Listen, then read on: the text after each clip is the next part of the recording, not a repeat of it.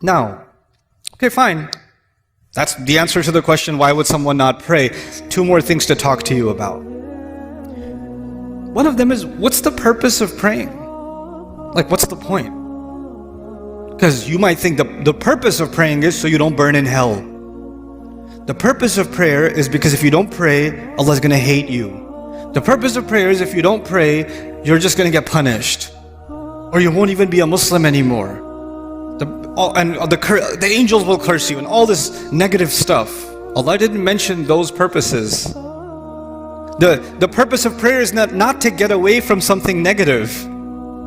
The purpose of prayer is to run towards something positive. That's the purpose of prayer. Do you know the difference between the student who's studying so they don't fail and the student who's studying because they love the subject? One student is studying because of something positive. The other student is studying because they're trying to escape something negative. An employee who loves their work and an employee who just doesn't want to get fired. They're doing the same exact job. Same exact job. But one of them is so happy, so filled with joy, and one of them is so depressed and so miserable. Why? Because one of them is doing this to escape something negative, and the other one is doing it to go towards something positive. Allah in the Quran, when He told me about the prayer and why we should pray, what's the point of the prayer? He said, He told Musa alayhi salam this when he met him. He said, "Aqimis salata li dhikri." Is make sure you maintain the prayer so that you can remember me. Maintain the prayer so you can remember me. I told you already, my relationship with you is very limited. But your relationship with Allah started a long time before you even came in this world. And your relationship will continue with Him a long time after you even leave this world. And that relationship is worth remembering because every good thing that comes to you comes from that relationship. Some good things come because I'm your dad.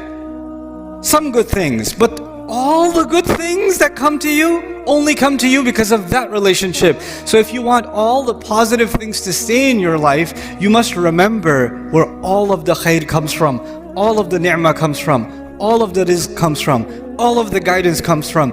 So Allah says the best way you can remember that is that you remember Allah by prayer. The best way to remember Allah is the prayer. Aqimis salata li dhikri. That's why you should pray. And finally, okay, that's why you should do it. But just because you're doing it for the right reasons, that's not Allah. Allah says that's not enough. There's some benefits too. There's some good things will come your way when you truly remember Allah. When you truly remember Allah the way He wants you to. And the way He wants you to is these prayers. If you can do this, Allah says, Inna salata tanha anil fahsha'i wal munkar. And even in this ayah, wala dhikrullahi akbar. He says prayer has the benefit of stopping you from falling into things that are indecent. Because indecency is all around you, and I, son, cannot stop you from being exposed to it. Indecency is on your device. Indecency is at your school. Indecency is among your friends. Indecency is at an Eid party when you're going to a corner talking to your friends. Indecency will be everywhere. And every time you go towards indecency, your heart will get damaged.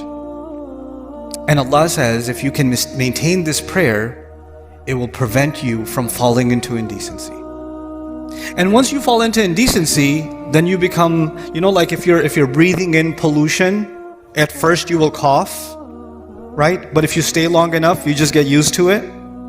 Well, indecency is like that. When you're taking it long enough, it's not that big of a deal anymore.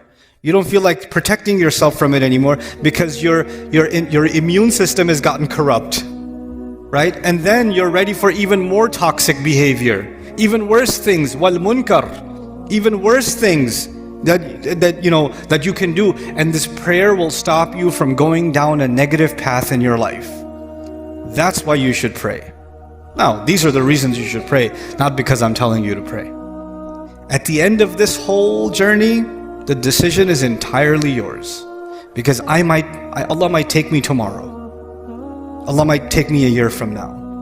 And that relationship you and I have, even if we lived 100 years, we can't live longer than that.